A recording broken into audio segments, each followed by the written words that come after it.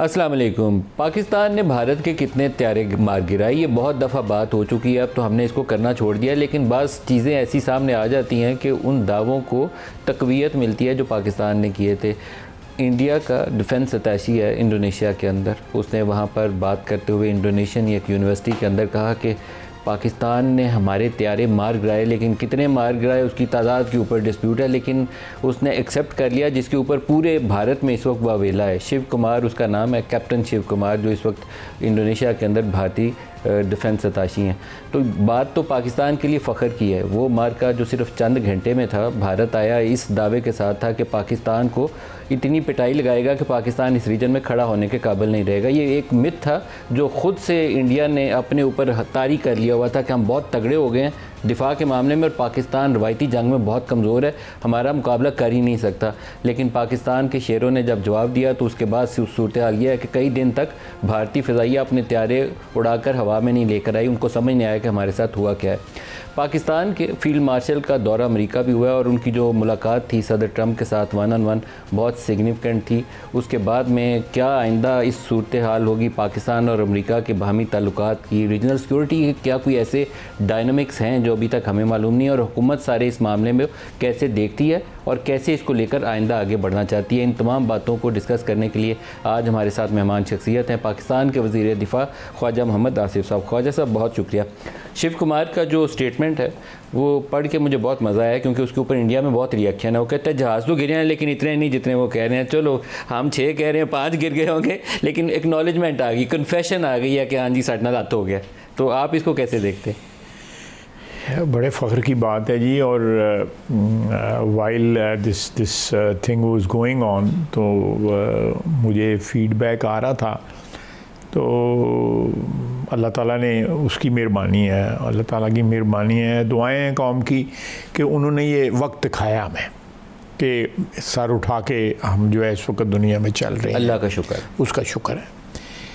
मैं आपको personal experience से ये जो मुझे चिंगडाओ में हुआ है SCU का 2 दिन पहले, कि वहाँ पे एक लोगों की आंखों में एक रिस्पेक्ट था कि they took on a country which is 5 times bigger than us, you no.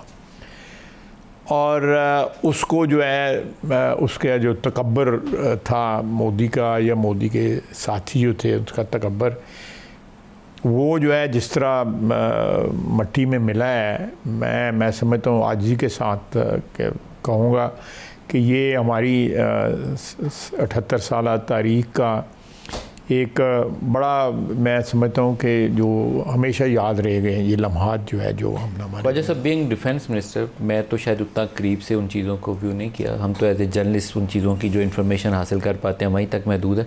लेकिन आपकी ख़ुद अपनी उस वक्त क्या ऑब्जर्वेशंस थी या फीलिंग्स थी रियल टाइम में जब वो इलेक्ट्रॉनिक वॉरफेयर ये पाकिस्तानी एयरफोर्स के जवानों ने और हमारे वो नौजवान बच्चों ने वो जो सिस्टम डेवलप किए हैं, आप जाके उनके S-400 को भी मार आते हैं, वो आप जिसको कहा जाता है वो 600 मील दूर से ही टारगेट को अपने लॉक कर लेता है और उसको फड़कने भी नहीं देता। आप गए हैं जाके उसको मार रहे हैं, 1 नहीं 2 बैटरियाँ तबाह कर रहे हैं। फिर आपके वो मिसाइल सिस्टम को जिस तरीके से मैनेज किया, और रियल टाइम में को सेटेलाइट भी देख रहा है, नीचे से आपका एयर डिफेंस सिस्टम भी देख रहा है, जहाज़ भी देख रहा है, और मल्टीपल आपका JF-17 भी देख रहा है और J-10C भी देख रहा है। और जो हमारे जो साइबर वॉरियर्स जो थे, जिस तरह उन्होंने, यानी वो पता ही नहीं किसी को क्या क्या उन्होंने जो है वो कारनामे दिखाए हैं, उनकी स्ट्रेटजिक जो सिचुएशंस या पोजीशंस जो थी उनको किस तरह कॉम्प्रोमाइज़ किया गया है हमारे जो और ये सारा होम ग्रोन था ये सिस्टम। Home grown. मैं पिछले 2-2.5 साल से ये you know from very close you know from close quarters I am witness to it कि किस तरह ये हुआ है। मैं जिसको कॉन्टिन्यूसली मैं कई घंटे जो है मीडिया के साथ रहा, और हमारे मीडिया ने जो है बड़ा with great dignity and credibility जो है ना वो बिहेव किया उस सारे क्राइसिस के अंदर। इंडिया वाला जैसे लगता था कि किसी थिएटर नहीं, वो सर्कसों में लगते हमारे छोटे शहरों के अंदर जो है उस किस्म की एक्टिंग वो करते थे। नौटंकी। इट वॉज बिल्कुल आपने सही लफ्ज़ इस्तेमाल किया, टोटल नौटंकी थी। कोई सीढ़ियाँ हैं, सीढ़ियों से उतर रहा है, फिर वो डायलॉग बोल रहा है, फिल्मी डायलॉग बोल रहा है, इस किस्म की उन्होंने कहा दे टोटली नॉन सीरियस। यहाँ पे आप लोग भी with all responsibility and seriousness जो है आप लोग जो है ये बातें कर रहे थे, जो भी कहते कर रहे थे। सर हम तो बॉर्डर पे खड़े और ग्राउंड की सिचुएशन एक्चुअल दिखा रहे थे और वो तो अजीबोगरीब दावे कर रहे थे कि लाहौर दी पोर्ट फतह हो गई है और सुलह गिर गया आ गया, कराची पोर्ट ये हो गया, ये वो। और जो है मुझे फ़ोन के ऊपर जो है ISPR की जो है लम्हा बलामा जो है आ जाती थी ताकि मैं उसको आगे नरेट कर सकूं, कॉन्ट्रोडिक्ट, कोई गलत कह रहा है तो उसको कॉन्ट्रोडिक्ट कर सकूं। सुपर्ब ISPR ने भी जिस तरह बिहेव किया है, जिस तरह उन्होंने इंफॉर्मेशन फ्रंट के ऊपर मुल्क को डिफेंड किया है, सुपर्ब, बिल्कुल इतना प्रोफेशनली आउटस्टैंडिंग उन्होंने किया है। मैं समझता हूँ कि ये हमारी तारीख का एक बड़ा सुनहरा लम्हा था जिसको हमेशा आने वाली जनरेशन याद रखेंगे। अल्लाह पाक करे कि हम इस पे कंसोलिडेट करें, ये बिल्कुल इससे ऊपर बिल्ड करें, इसके ऊपर बिल्ड करें, क्योंकि एक लेसन ये था कि आप इंफॉर्मेशन फ़्लो को रोके नहीं। जैसे हमारी नूर खान बेस पे अटैक हुआ तो उसका राइट मूव ये था कि आप बताएं कि उन्होंने अटैम्प्ट किया, हमने नाकाम बना दिया और हम उसका जवाब देंगे तैयार हैं, और फिर जवाब दिया हमने। ये ट्रुथ था, जो सच्चाई थी, जो प्रवेल कर गई। हमने वो दावा नहीं किया कि हमने बॉम्बे दी पोर्ट तबाह कर दी थी, दिल्ली फतह कर लिया। वो स्टूपिड किस्म की वो स्टेटमेंट जो इंडियन मीडिया उस वक्त चला रहा था वो तो नॉनसेंस था।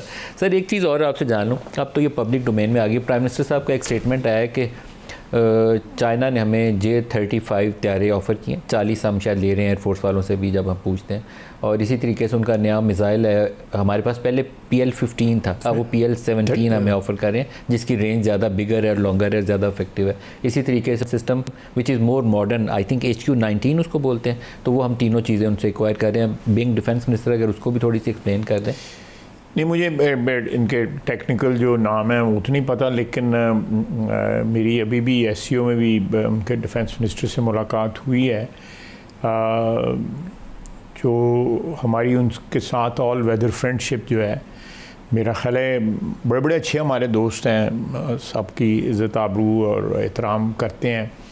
लेकिन पिछले 70 साल में जिस तरह चाइना हमारे साथ खड़ा रहा है, फाइनेंशियली भी, स्ट्रेटजिकली भी, मिलिटरीली स्पीकिंग, और डिप्लोमेटिकली भी, यानी जहाँ जहाँ हमें ज़रूरत पड़ी है, चाहे वो UNO में पड़ी है या SCO के में पड़ी है या किसी और प्लेटफॉर्म के ऊपर ज़रूरत पड़ी है, वो आपके साथ स्टूड लाइक ए रॉक। तो मैं समझता हूँ कि ये हमारी खुशकिस्मती है कि हमारी दोस्तियाँ जो हैं जिन ममालिक के साथ जो हैं वो ट्रांजैक्शनल नहीं है। इस क्राइसिस ने ये भी साबित किया है। अब लोग कान में कहते हैं कांग्रेचुलेशंस, गले लगते हैं या हाथ मिलाते हैं, तो बड़े बड़े मुल्क जो हैं, किसने कहा जब आप गए? ये लेकिन वो हम मुबारक देते हैं आपको। देखो एक ना वार्मथ है वो आपकी मिडल ईस्ट में, गल्फ़ कंट्रीज़ में, सऊदी अरेबिया, UAE, कतर में, इंडोनेशिया में, इन जगहों से बहुत वार्मथ है। मैं आपके डेलीगेट्स जो गए हैं उनसे पूछता हूँ तो बड़ी गर्मजोशी है। हाँ, नहीं, वो तो डेमोन्स्ट्रेट कर रहे हैं ना, वो तो। लेकिन ऐसे ऐसे मुल्क भी हैं जो अपने जज्बात का इजहार जो है थोड़ा सा हश्ड टोन के अंदर जो है ना वो कर रहे हैं, ताकि हमें मुबारक वसूल हो जाए तो पब्लिक उसके ऊपर ना आए। जब SCO समिट में आप बैठे हुए थे ख्वाजा साहब, तो वहाँ तो भारतीय वज़ीर दिफा भी था, तो आमना सामना कैसा रहा आपका? कोई एक्सचेंज की, ग्रीटिंग्स वगैरह? बिल्कुल। और उसकी पोजीशन क्या थी, क्योंकि वो जंग हार के गया हुआ था, आप जंग जीत के गए हुए थे? मैंने ज़्यादा गौर नहीं किया, लेकिन मेरा अपना ख्याल है कि जिस वक्त उन्होंने मेरा अंदाज़ा है, मैं कोई ऐसी गलत बात नहीं करना चाहता, कि उन्होंने जो टाइम मांगा ना मेरी तकरीर के बाद क्लैरिफिकेशन, वो हमें अलाउड नहीं है, उनकी रवायत नहीं है SCO की कि एक दफ़ा बोल गए आप बोल गए, उसके बाद अगर किसी ने आपको कहा है। और मैंने कोई ऐसी बात भी नहीं की थी, मैंने सिर्फ ये कहा था कि ये हमने एविडेंस दी है, हमारे पास कुलभूषण मौजूद है, एक ज़िंदा एविडेंस मौजूद है कि बलूचिस्तान में इनकी इंटरवेंशन की। इनको पूछें कि ये क्या एविडेंस देते हैं हमारी पुलवामा में जो हमारी जो एलिगेशन जो लगाई है। तो दिस मेन क्रक्स सारी बात का ये था, उसका वो जवाब देना चाहते थे। तो उन्होंने, चेयरमैन ने, चाइनीज़ डिफेंस मिनिस्टर चेयर कर रहे थे, तो उन्होंने कहा कि ये रवायत नहीं है यहाँ की। तो उन्होंने कहा जी फिर हम साइन नहीं करेंगे। डिक्लेरेशन साइन क्यों नहीं किया उसने? उन्हें उनकी तरफ से प्रोटेस्ट हुआ तो कोई वो तो एक फॉर्मेलिटी होती है, सब ने जो बातें करनी थी वो तो हो गई हुई थी वो, और उसके लिए 4-5 रोज़ पहले हमारी टीम चली गई होती है ये सारी डेक, और वो आउटस्टैंडिंग टीम है हमारी, जो डिप्लोमेटिक जो जार्गन है या उसकी टर्म्स जो होती हैं, जो मुख्तलिफ अल्फाज जो होते हैं उन्होंने, और जिस वक्त मैं बोल रहा था उस वक्त भी मुझे वो रियल टाइम फीड कर रहे थे कि कि अगर कोई चीज़ पीछे से मुझे उन्होंने कोई चीज़ ऐड करनी है तो ये भी हाईलाइट करनी है, एम्फसाइज करना है। Absolutely. So I was backed by A superb team. अच्छा, मैंने उसकी जो खबरें पढ़ी, अब आप क्योंकि इवेंट हो चुका है उसको ज़्यादा बेहतर बता सकते हैं, कि जो पाकिस्तान के अंदर दहशतगर्दी के वाक़यात हैं, जब वो इशू टेकअप हुआ और वो जॉइंट डिक्लेरेशन में वो जब बातें आने लगीं तो उसके ऊपर इंडिया बहुत सीख पाता, तो वो उन्होंने प्रोटेस्ट करना उस पर शुरू किया, then they refuse to sign the document. ये एक्चुअली यही हुआ है कि पाकिस्तान ने कंप्लेंट की, उन्होंने एक्चुअली ये मीटिंगें 4-5 रोज़ पहले शुरू हो गई थी। ये हमेशा यही होता है कि जो डिक्लेरेशन जो है प्रिपेयर होना शुरू होता है, और फाइनल जिस दिन ये इवेंट होना होता है ना उस दिन जो है वो उसकी फाइनल शेप जो है सामने आ जाती है, लेकिन एग्रीमेंट पहले हो गया होता है। और उन्होंने, मैं 100% नहीं ना कहूँगा, लेकिन उन्होंने 1-2 रिजर्वेशन शो करके अपना एग्रीमेंट का इजहार कर दिया हुआ था, लेकिन बाद में उन्होंने देखा कि ये माहौल जो है जिस किस्म का बन गया है, तो वो उससे क्या कहते हैं एस्केप करना चाहते थे उस सिचुएशन से।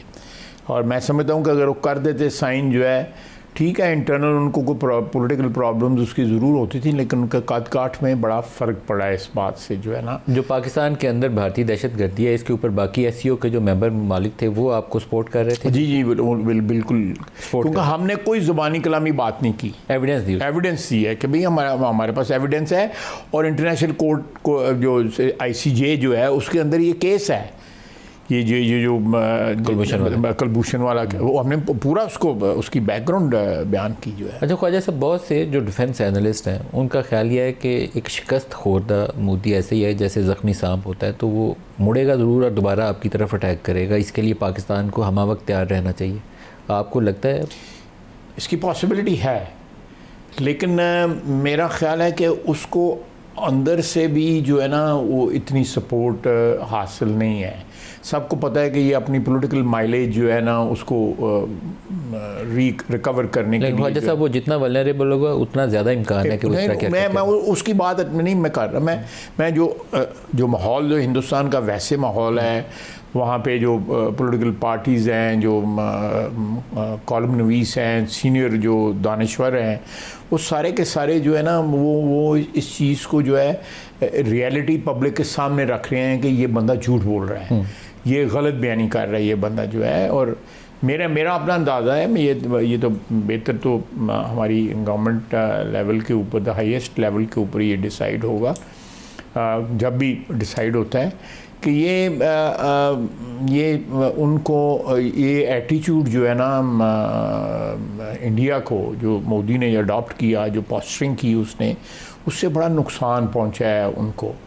हमें जिस तरह बार बार हम कह रहे हैं कि ये हम बातचीत करने को तैयार हैं, हम चाहते हैं कि हम कायम हो, टेंशन ना हो, हमारी तरफ से ये इंटरनेशनल फोरम्स में ये बात हो रही है, और कश्मीर का जो इशू है एक उसका को हल होना चाहिए, पानी का इशू जो है, और पानी का देखें उन्होंने despite the decision coming from international court of international arbitration tribunal जो है, उसने जो डिसीजन दिया है वो उसमें कोई एम्बिग्विटी नहीं है, लेकिन उन्होंने कहा जी हम करेंगे। तो आप क्या करेंगे अब इसके ऊपर? तो हमारे पास रास्ता एक ही है ना, आपको तो वो पानी चाहिए, आप ये तो नहीं करेंगे? हमारे लिए तो हमने तो प्राइम मिनिस्टर ने और एक हमारी कलेक्टिव डिसीजन यही है कि अगर वो पानी रोकेंगे तो it will be declared as an act of war against Pakistan जो है, अभी जा रही है जो है, जो इसके लिए तो ख्वाजा साहब लड़ना है तो लड़ना पड़ेगा। नहीं, बिल्कुल लड़ना पड़ेगा। एक वो पाकिस्तान के वो फॉर्मर प्राइम मिनिस्टर हैं, मुझे नाम नहीं उनका जहन में आ रहा, तो उन्होंने बिल्कुल सही बात की थी, उन्होंने कहा कि वो प्यासा मरने से बेहतर है कि लड़के मर जाए, वो ज़्यादा बेहतर है।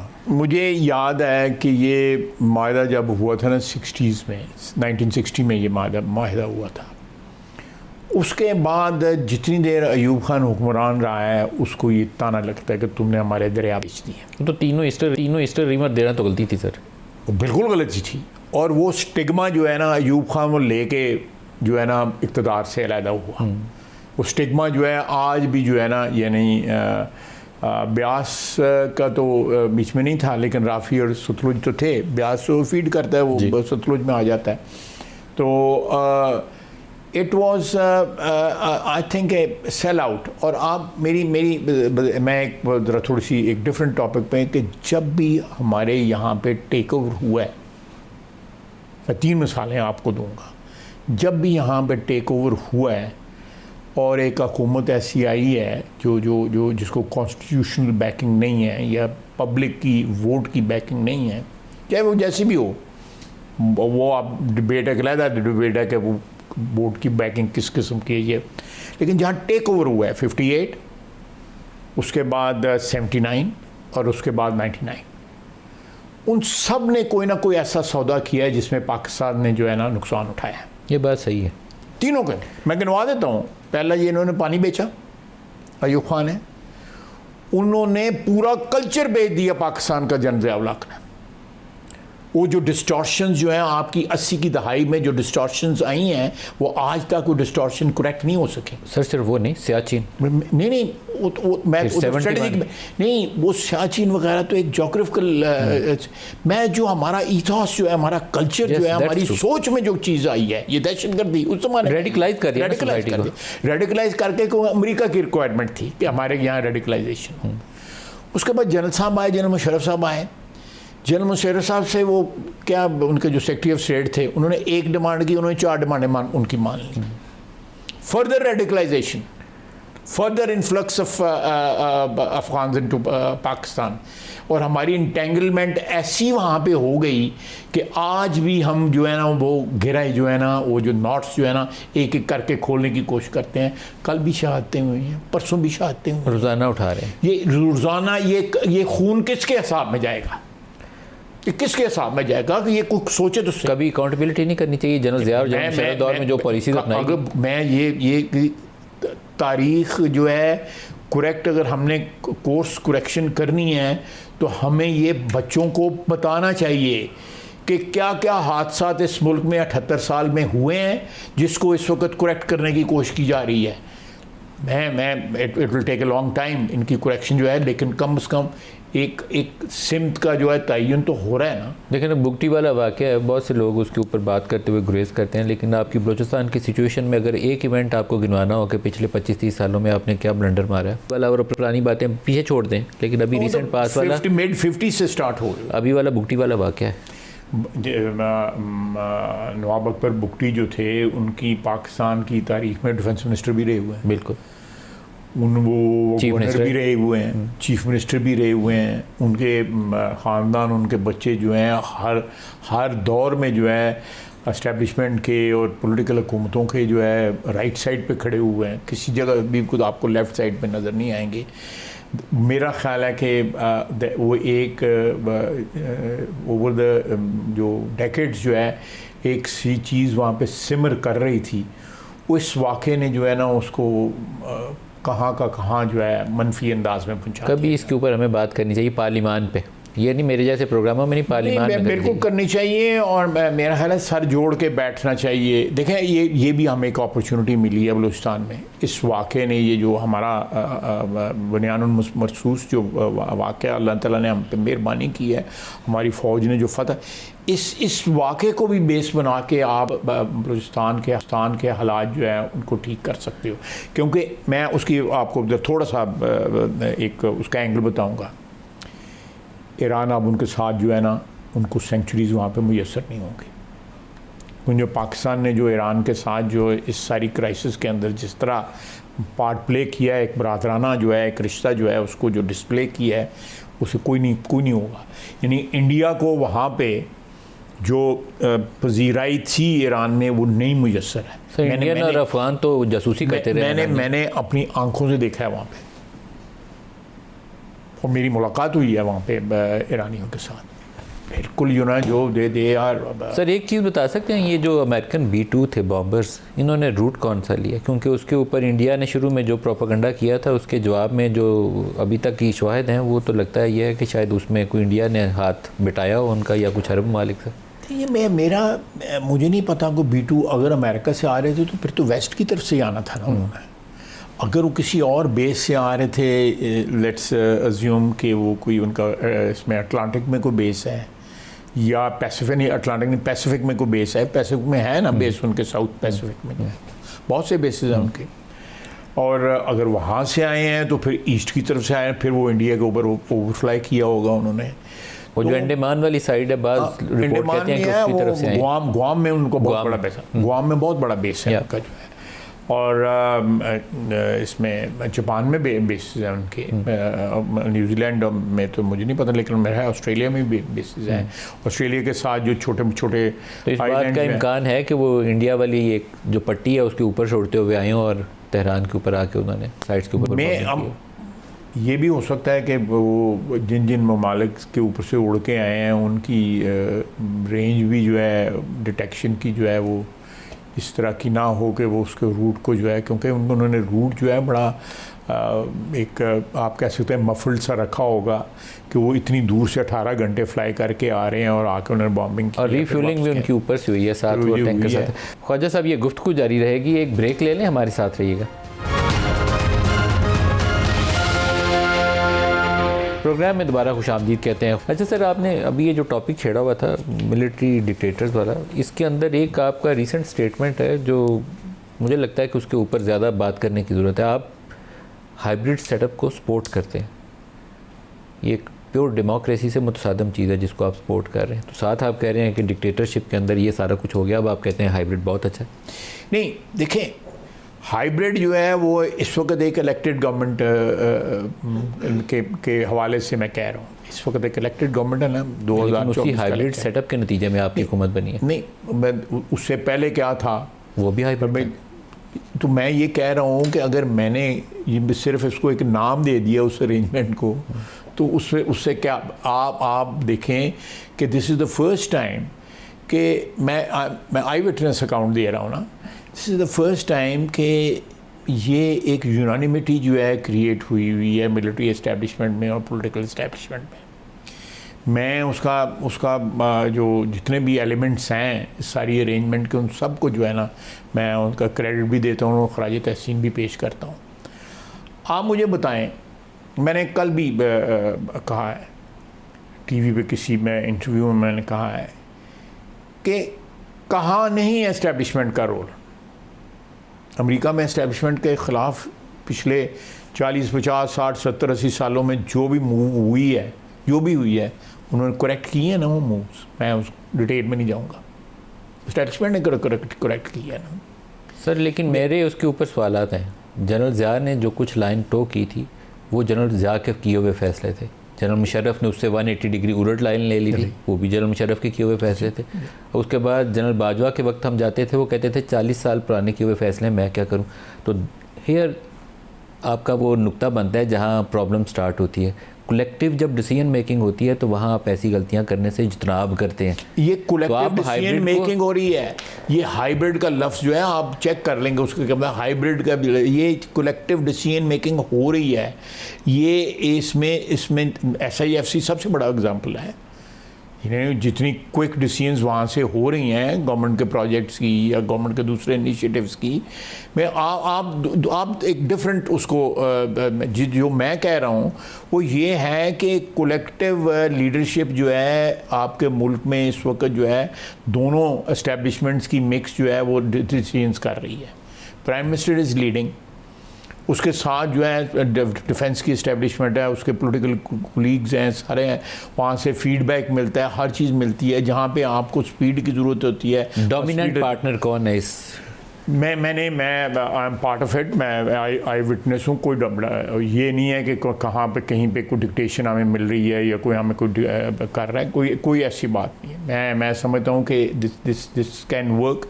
मैं सारी उम्र जो है, मैंने 35 साल का मेरा कैरियर है, मैंने जमहूरियत की बात की है। ये टेक ओवर का रिज़ल्ट नहीं है, ये इलेक्शन के बाद जो है एक अंडरस्टैंडिंग है कि दोनों को पिंडी और इस्लामाबाद में जो है कोई ऐसा रिश्ता होना चाहिए जिससे मुल्क को जो है फ़ायदा हो, नुकसान ना हो।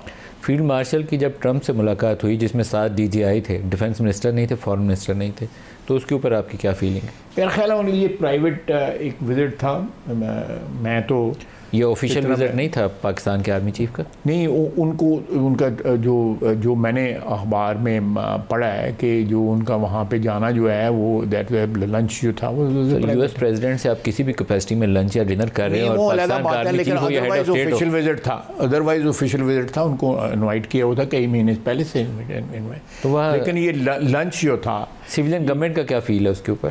सिविलियन गवर्नमेंट का बड़ा अच्छा, हमारा बहुत अच्छा फीड है कि उनकी वहाँ पे मुलाकात से जो है कई चीज़ें जो है आयरन आउट हुई हैं। कौन सी? आप इकोनॉमिक एजेंडा ही देख लें हमारा।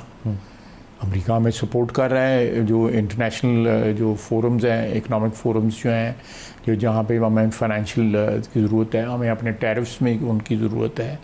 हमारी एक्सपोर्ट सबसे बड़ा हमारा पार्टनर जो है एक्सपोर्ट की मार्केट जो है वो यूनाइटेड स्टेट्स ऑफ अमेरिका है, तो उसकी ज़रूरत है।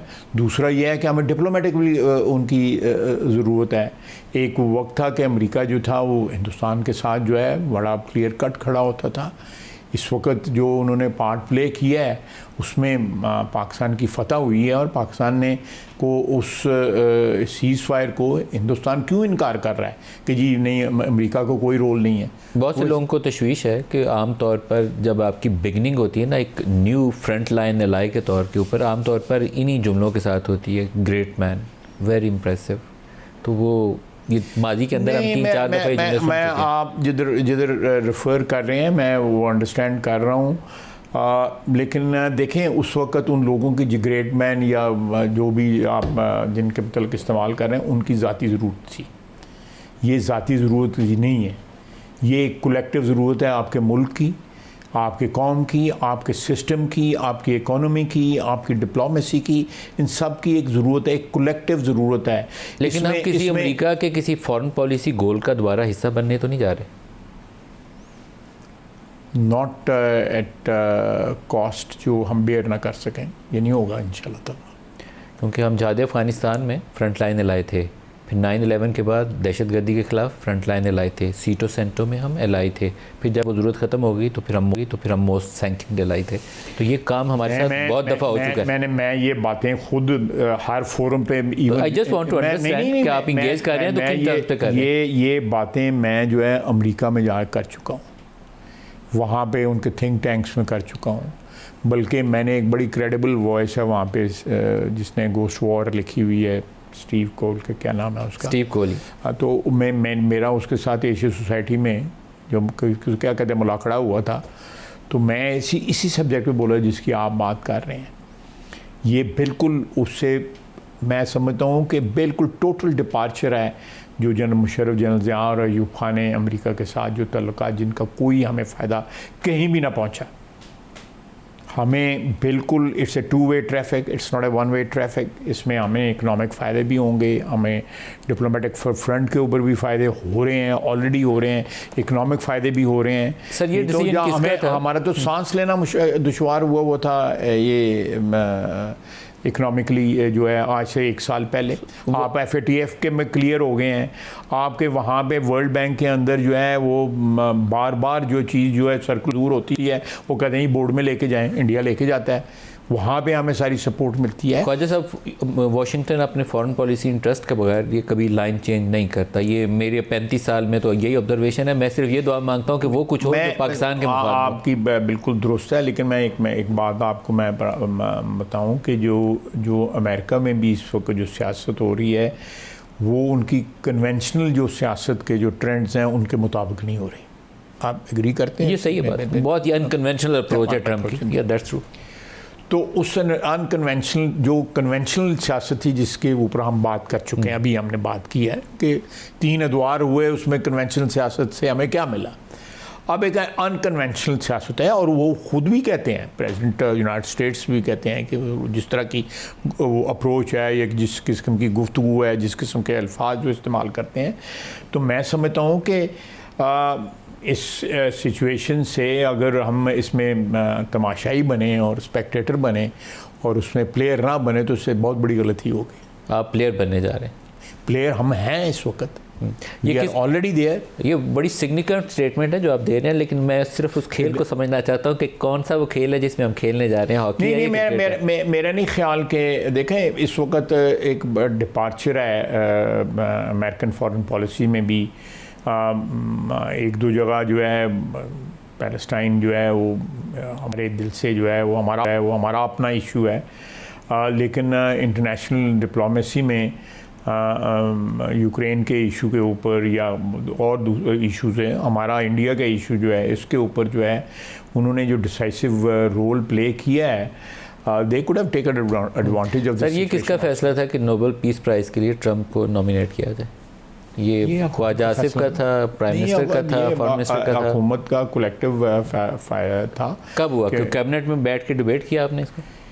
नहीं, कैबिनेट में नहीं, आई डोंट रिमेंबर, हो सकता मैं उस कैबिनेट में मीटिंग में ना हो, किसी कैबिनेट मीटिंग में ये डिबेट हुआ हो। अब आपको पीछे मुड़ के देखें तो ठीक लगता है कि जिससे आप नॉमिनेट करते हैं, मेरा ख्याल है कि बीच में थोड़ा सा आया था, लेकिन फिर जो है वो लेकिन उस ग्रे एरिया में आपको वरी हुई कि ये हमने जल्दी कर दिया, थोड़ा इंतजार कर। देखना जो जिस तरह ये सिलसिला इस में बात शुरू हो गई है कि जी कुछ अमेंडमेंट्स के साथ जो जिसका मैं फेवर नहीं करता, पैलेस्टाइन स्टेट जो है वो एक्सेप्टेबल होगी, 2 स्टेट सोल्यूशन जो है होगा, वहाँ पे किसी 2-3 अरब ममालिक को जो है इंटरम जो है वो कंट्रोल गज़ा का दे दिया जाएगा।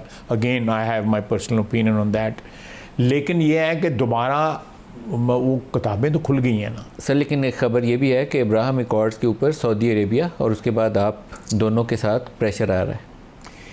चलें, जब आएगा देखी जाएगी, लेकिन मेरा अपना ख्याल है कि एक स्टेटस को जो मेंटेन किया हुआ था इसराइल ने, और इसराइल जो है वो उसका एक मॉरल हाई ग्राउंड भी झूठी सच्ची उसने क्लेम की हुई थी ना, उनके पास वो मॉरल हाई ग्राउंड रही है। सारे लेकिन सर आप तैयार हैं? इब्राहिम अकॉर्ड्स के ऊपर दबाव आने वाला है, ये ऐसी चीज़ नहीं है जो ख्यालों में ये आप ना फिक्र करें, कोई इब्राहिम जो है लफ्ज़ जो है या नाम जो है, जितना किसी का और का रिश्ता है, हमारा भी उतना ही रिश्ता है इब्राहिम के साथ। जो उन अकॉर्ड्स के ऊपर प्रेशर आएगा तो आप क्या करेंगे? हम अपना इंटरेस्ट वॉच करेंगे। उसके ऊपर आपने कोई ब्रेनस्टॉर्मिंग की है इंटरनल? नहीं, वो ब्रेनस्टॉर्मिंग डेफिनेटली जो है कॉन्टिन्यूसली हो रही है इस चीज़ के ऊपर, लेकिन उसका रिस्पांस तो तभी हम देंगे ना कि भाई जब हमें ये प्रपोज़ल जो है कहा जाएगा कि ये इसका अकॉर्ड का हिस्सा बने।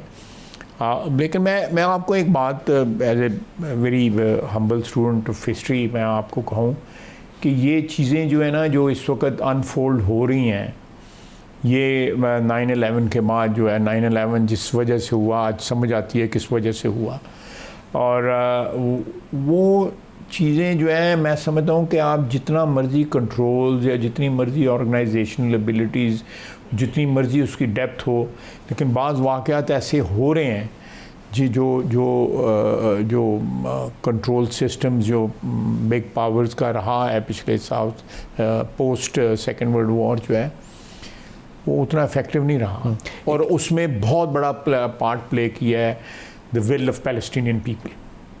जिस तरह वो खड़े हैं, जिस तरह वो जुल्म सह रहे हैं, और बहुत बड़ी शहादत है इस मॉडर्न हिस्ट्री के अंदर ये और सर नहीं झुका रहे, बहुत बड़ी शहादत, सर जो नहीं झुका रहे। और मुस्लिम दुनिया उसका जवाब क्या देगी? बहुत बड़ी शहादत नहीं, मुस्लिम दुनिया का तो अल्लाह साहब लेगा, मेरा ईमान है। ये 1.5 अरब मुसलमानों ने साहब देना है क़यामत के रोज़, वो खड़े होंगे, वो शिकायत वो करेंगे और हम जवाब देंगे। अल्लाह पाक माफ़ फरमाए, क्योंकि छोटे छोटे बच्चों और औरतों के हम जवाब देंगे, ये माफ़ नहीं होगा। वो क्या शेर है इकबाल का, फितरत अफराद से अगमास तो कर लेती है, करती नहीं मिल्लत के गुनाहों को कभी माफ़। बिल्कुल सही कह रहे हैं, बड़ा मशहूर शेर है वो इकबाल का कि अफराद को माफ़ कर देती है, लेकिन कलेक्टिव जो है ये दिस इज़ ए कलेक्टिव सिन जो हमने कमिट किया है, इसको ये माफ़ नहीं होगा। अल्लाह पाक माफ़ फरमाए। वो गफूर रहीम है, वो माफ़ कर दे, लेकिन जो हो गया है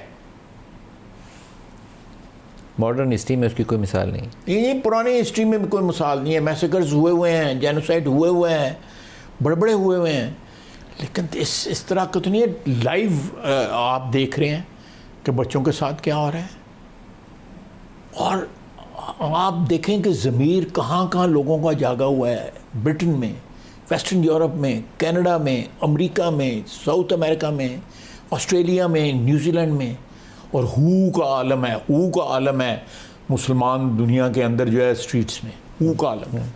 सर एक लास्ट क्वेश्चन, बिल्कुल इससे रिलेटेड नहीं है जो हमने सारी बहस की, लेकिन बड़ी डेवलपमेंट हुई थी, आई थॉट कि आपसे उस पर रिएक्शन ले लूँ अगर इजाज़त हो। प्राइम मिनिस्टर की चौधरी निसार से मुलाकात हुई है, तो क्या आपकी जमात ओपन है चौधरी निसार को दोबारा एंटरटेन करने के लिए, पार्टी में लेने के लिए? मुझे दरवाजे खुले? नहीं, मैं इस पर नहीं कमेंट करूँगा, क्योंकि मियाँ शहबाज शरीफ साहब का और चौधरी निसार साहब का एक लंबा अरसा एक ज़ाती ताल्लुक़ रहा है, और उस ताल्लुक़ के मेरा ज़रूर कोई ताने बाने अभी भी होंगे। उस कनेक्शन में वो वहाँ पे गए होंगे। मेरा माजी में और इवन टुडे मेरा चौधरी साहब के साथ कोई ताल्लुक़ नहीं है, मेरा कमेंट करना बनता नहीं है। ऑल बिल्कुल ठीक। ख्वाजा मोहम्मद आसिफ साहब, वफाकी वज़ीर दिफा, बहुत शुक्रिया आप हमारे साथ रहे। आज के प्रोग्राम से इतना ही, इजाज़त दीजिए। अल्लाह हाफ़िज़।